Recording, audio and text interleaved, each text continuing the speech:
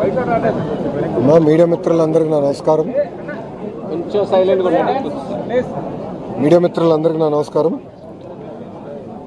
ఈరోజు కాశీబుగ్గ వెంకటేశ్వర స్వామి ఆలయం దగ్గర చాలా బాధాకరమైన ఘటన జరిగింది.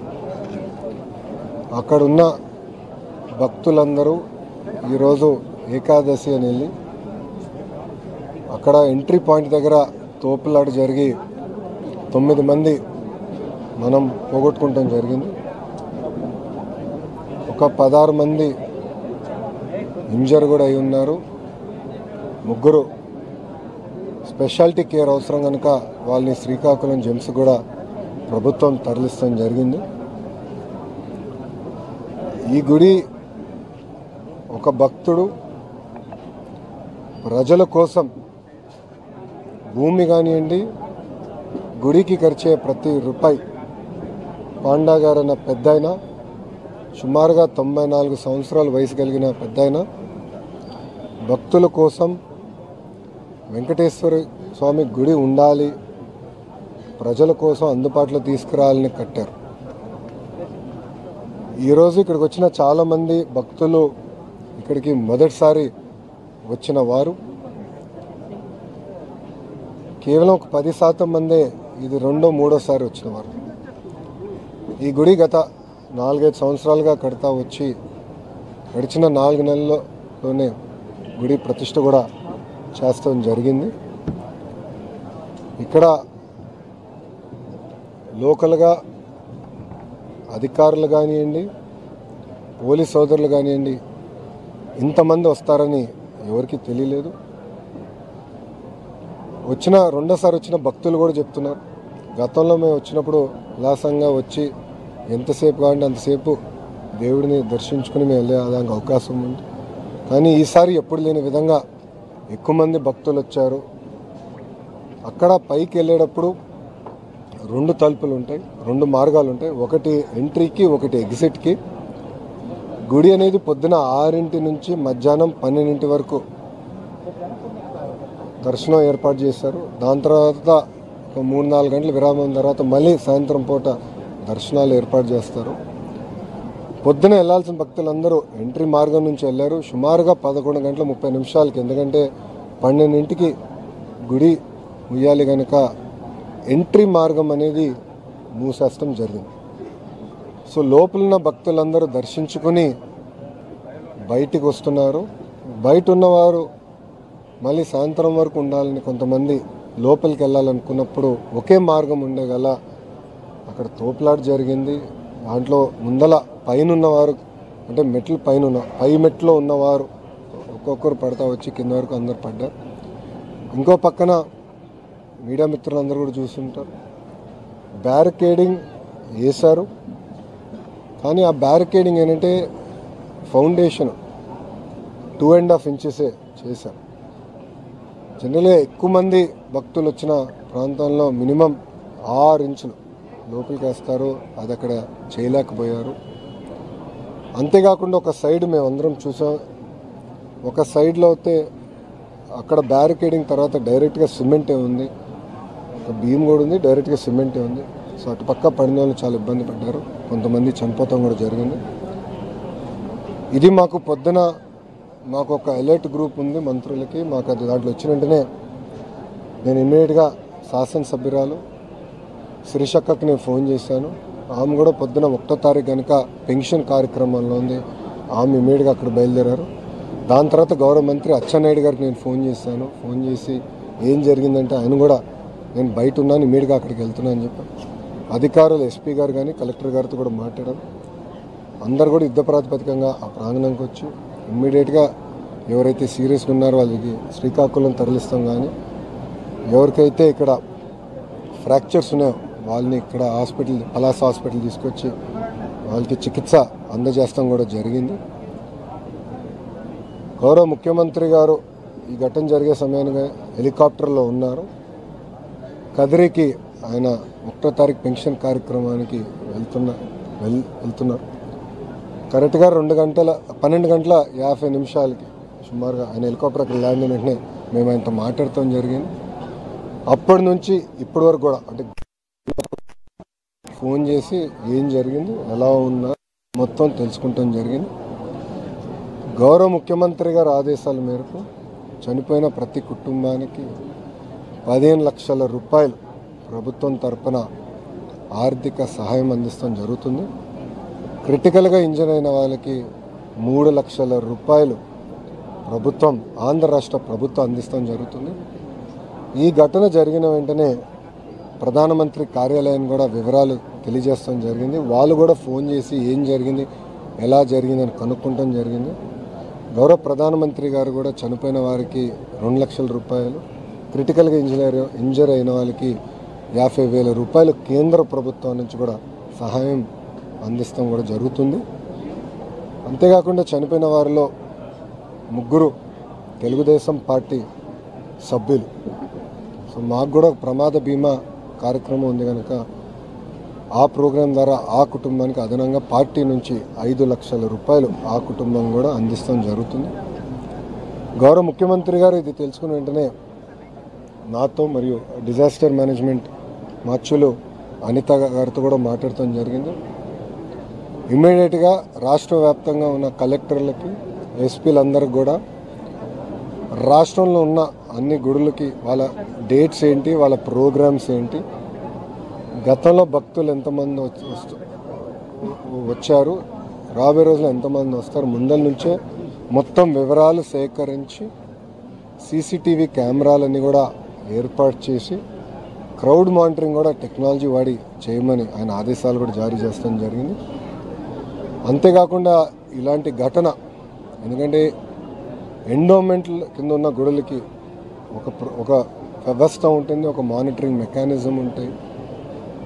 ప్రైవేట్ గుడులు అంటే ప్రైవేట్ వ్యక్తులు గుడులు కట్టినప్పుడు దానికి తీసుకోవాల్సిన జాగ్రత్తలు ఏంటి, గుడి కట్టేటప్పుడు ఎస్ఓపీస్ ఏమేమి పాటించాలి, దానిపైన కూడా చాలా సీరియస్గా రూపొందించి అది కూడా అనౌన్స్ చేయమని గౌరవ ముఖ్యమంత్రి గారు మంత్రివర్గాన్ని కూడా ఆదేశాలు జారీ చేశారు.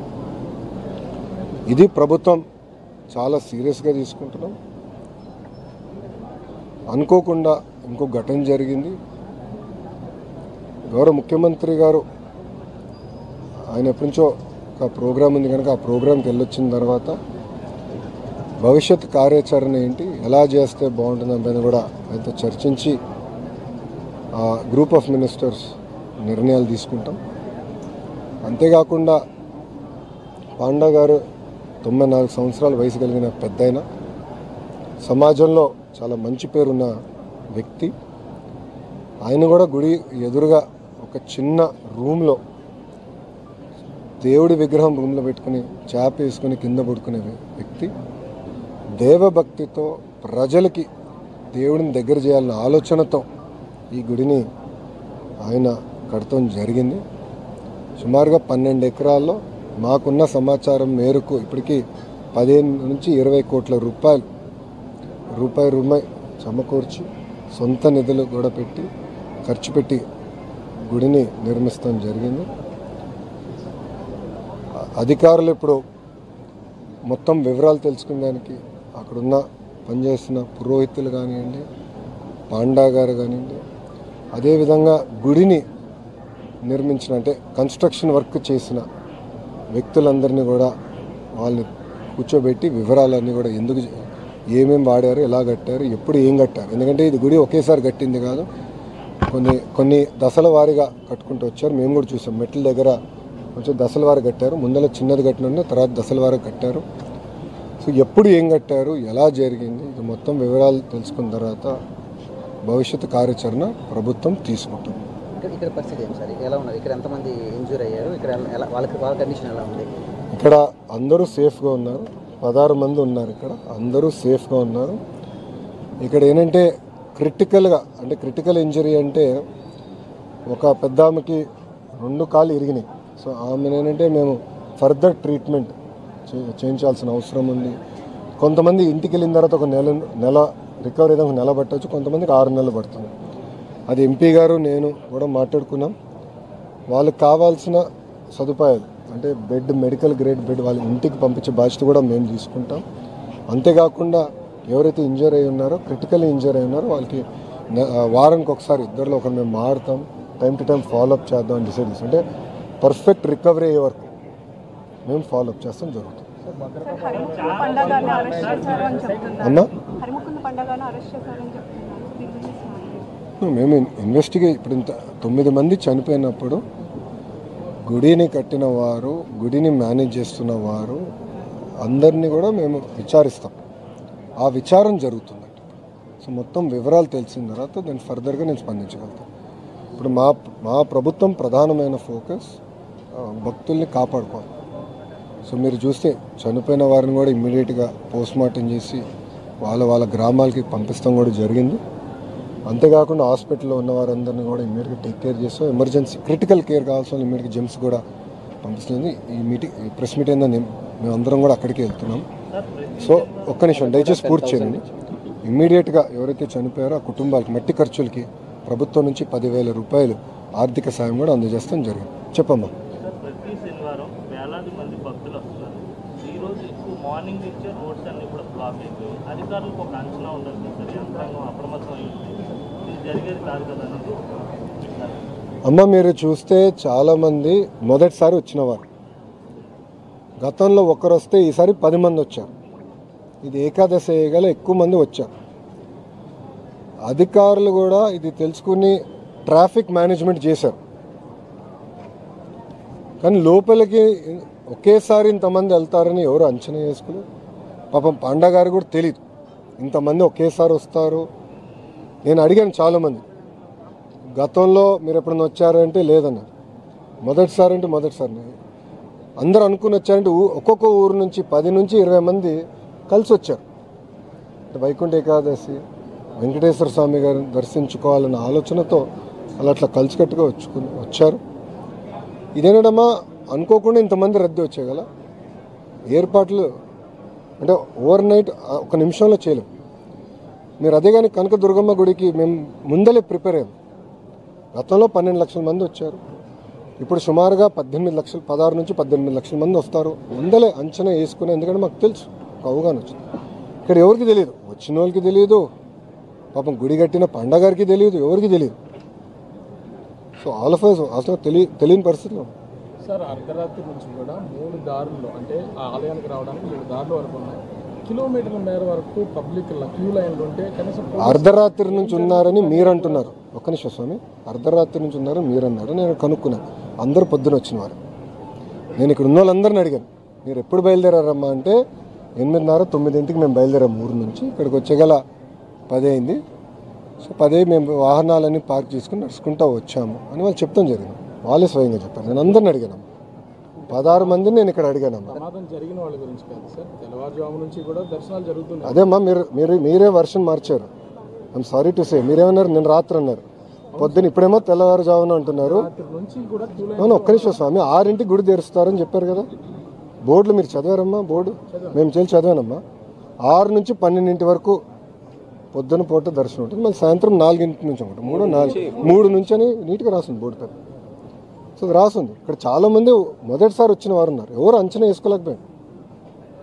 ఒక్కొక్క ఊరు, ఒకే ఊరు నుంచి 100 మంది వస్తే అంచనా వేసుకోవచ్చు. ఒక్కొక్క ఊరు నుంచి 10 మంది, 6-10 మంది వస్తే మాకు కూడా ఎటు తెలుస్తుంది. సో ఇది ఇంకోసారి జరగకుండా ఒక ఎస్ఓపి అనేది ఏర్పాటు చేయాలి. దాంట్లో ఎలాంటి సందేహం లేదు. నేను ఫుల్ స్టాప్ పెట్టాలి, ఒక ఎస్ఓపి ఏర్పాటు చేయాలి. అన్ని గుడుల దగ్గర కెమెరాలు, సీసీటీవీ కెమెరాలు పెట్టాలి. అది ఆర్టీజీఎస్కి లింక్ చేయాలి.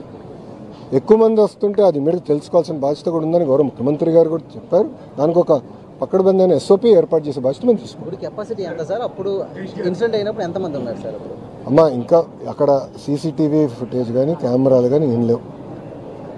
ఇన్సిడెంట్ అయిన తర్వాత మీకు ఎట్లయితే సెల్ ఫోన్ ఫుటేజ్ వచ్చిందో అలానే మాకు కూడా వచ్చింది. ఎందుకంటే గుడి చుట్టూ కానీ ఆ ప్రాంగణంలో సీసీటీవీ లేదమ్మా. సో ఆ టైంలో ఎంతమంది ఉన్నారనేది ఎవరు సరిగ్గా చెప్పలేకపోతున్నారు. కానీ ఒకటేంటంటే గతంలో ఒకరు వస్తే ఈసారి 10 మంది వచ్చారు. నేను చెప్తాం కదా, ఇక్కడ వచ్చిన వాళ్ళే ఎవరైతే ఇప్పుడు అడ్మిట్ అయి ఉన్నారో వాళ్ళే చెప్పారు గతంలో ఒకరు వచ్చారు అని. అడిగా ఎలా ఉంది ఈసారి, ఎందుకు ఎంతమంది వచ్చారంటే గతంలో ఒకరు వచ్చారన్నా, ఈసారి 10 మంది వచ్చారని వాళ్ళే చెప్పారు. భార్య భర్తలు 2 ఉన్నారు. సో వాళ్ళే చెప్పారు. సో దాన్ని బట్టి ఎప్పుడు లేని విధంగా రద్దు అనేది జరిగింది. భద్రతా లోపాలు ఏమైనా గుర్తించారా? డిజిటల్ మీడియా వల్ల ఇప్పుడు టెంపుల్స్ కానీ చిన్న టెంపుల్స్ ఈ మధ్య క్రౌడ్ పెరుగుతున్న పరిస్థితి. సో ఒకప్పుడు దేవాదాయ శాఖ పెద్ద టెంపుల్స్లోనే ఉంటాయి. సో వీటి మీద ఈరోజు ఇన్సిడెంట్ ఫేస్ చేస్తుంది ప్రభుత్వం కూడా. సో ఎక్కడైతే టెంపుల్స్లో క్రౌడ్ పెరుగుతుందో, వాడపల్లి కావచ్చు, ఒకప్పుడు చూస్తే క్రౌడ్ పెరుగుతుంది పరిస్థితి.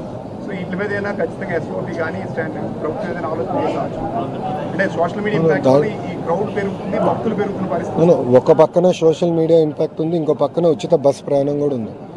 ఎందుకంటే భక్తుల్ని దేవుడిని దర్శించుకునే దానికి భక్తులు కూడా మనం చూసాం. దుర్గమ్మ గుడి దగ్గరికి సిక్కోలు కూడా వచ్చారు, ఎప్పుడు రాని వారు కూడా వచ్చారు, మొదటిసారి వచ్చిన వారు కూడా చాలామంది వచ్చారమ్మా. అక్కడ మేము అంచనా వేసాం రద్దీ పెరుగుతుంది, ఇప్పుడు ఉచిత బస్ ప్రయాణం ఉంది కనుక ఎక్కువ మంది వస్తారని మేము అంచనా వేసాం. తగిన చర్యలు తీసుకున్నాం, జాగ్రత్తలు తీసుకున్నాం. సో అక్కడ చూస్తే ఎవరికి ఎలాంటి ఇబ్బందులు లేకుండా మేము చూసుకుంటాం జరిగింది. సో అందుకే అంటున్నాం, ఒక ఎస్ఓపి అనేది ఏర్పాటు చేసుకోవాలి. ఆ ఎస్ఓపి ఏర్పాటు చేసుకుని అందరూ ఎండోమెంట్ కింద ఉన్న దేవాలయాలు కానీ ప్రైవేట్ పర్యవేక్షణలో ఉన్న దేవాలయాలన్నీ కూడా ఆ ఎస్ఓపీలు పాటించాల్సిన బాధ్యత తీసుకోవాలి. దానికి మేము ఒక క్యాబినెట్ మంత్రులు అందరం కూడా చర్చించి తప్పనిసరిగా ముఖ్యమంత్రి గారికి నివేదిక ఇచ్చి తగిన చర్యలు మేము తీసుకుంటాం. ఓకేమ్మా, థ్యాంక్ యూ అమ్మా, జై హింద్, వెల్కమ్.